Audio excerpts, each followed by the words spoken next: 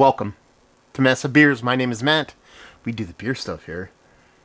A little bit of Pennsylvania hopeful hazy goodness in the form of that be Dancing Gnome and this be their Pounce. I'm lucky enough to have this like weird little spot that's not super far away from where I work now in Pennsylvania, and they pretty much have like a decent selection Dancing Gnome almost always. It's a small place in the middle of nowhere. It's almost completely on the other side of the state. I don't know why they get what they get, but hey, I'm here for it. This be a India Pale Ale, Citron Mosaic hopped, designed for ultimate oil extraction. Our favorite hops shine, emanating a turbulent exchange of dank wild berry and ripe grapefruit. Okay, this can be exactly 1 month old. It reminds me of like the Houston Astros kind of vibes to it, but which is weird because I don't think Dancing Gnome cheats or bangs trash cans. I don't know. So we'll see what's what. Anyway, it is. Oh God, it is the first one of the very few, I should put it, tolerable temperature weekends we've had, because global warming's not real. Man-made global warming is not real, of course, because it's been basically scorching hot August weather all throughout June and July. So we actually have like a decent kind of vibe going on. So I'm super excited. Anyway, I like the labeling, even though it reminds me of the Astros. As far as beer goes, it's a skosh dark than what you'd expect from a New England style super turbid hazy. But here's the thing.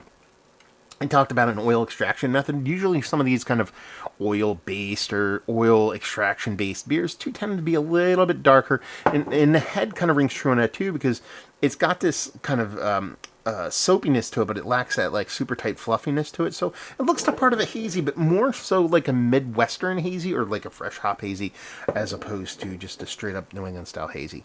Let's get a nose. Yeah, that thing ain't messing around, man. It is all... when they talk about a berry grapefruit thing, I can definitely get that on the nose. But it is really, really vibrant. It's really, really aggressive. Did we talk about ABV? 6%. It smells more like a 7-8% kind of hazy as opposed to a 6% hazy.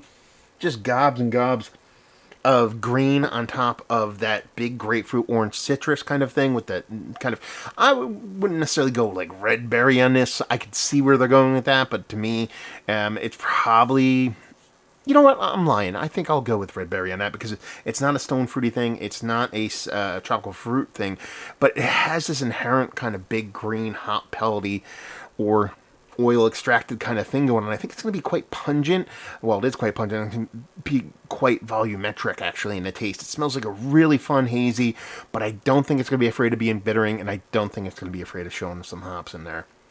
Kind of hope this has a little bit of sweetness on it too, to be perfectly honest with you. How vibrant the nose is, if that follows through in the taste, all the sweetness on this sucker. Let's just dive in. Cheers, all.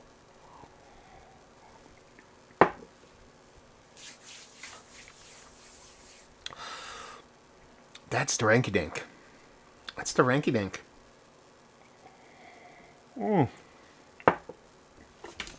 It really has this big, this danky. Like in my danky, I don't mean like, yeah, weed, sure. Not a big like piney thing. It's more of just like a little mean mugging, like just dirty kind of hoppiness to it. There is a little bit of pine there, a little resinous to it, not too crazy.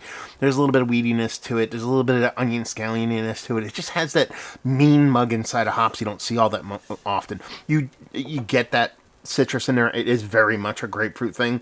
So we're dealing with something that is, again, kind of quite acidic citrus, kind of aggressive. It's not kind of just drop out all bitterness, kind of fruit juicy, zero pulpy, kind of orange juice. It's definitely like a grapefruit juiciness. That berry thing that you get on the nose, sure, fine, you want it there in the taste, but it's really just that citrus, that grapefruit right on top of that ranky-dank, mean-mugging kind of hoppiness.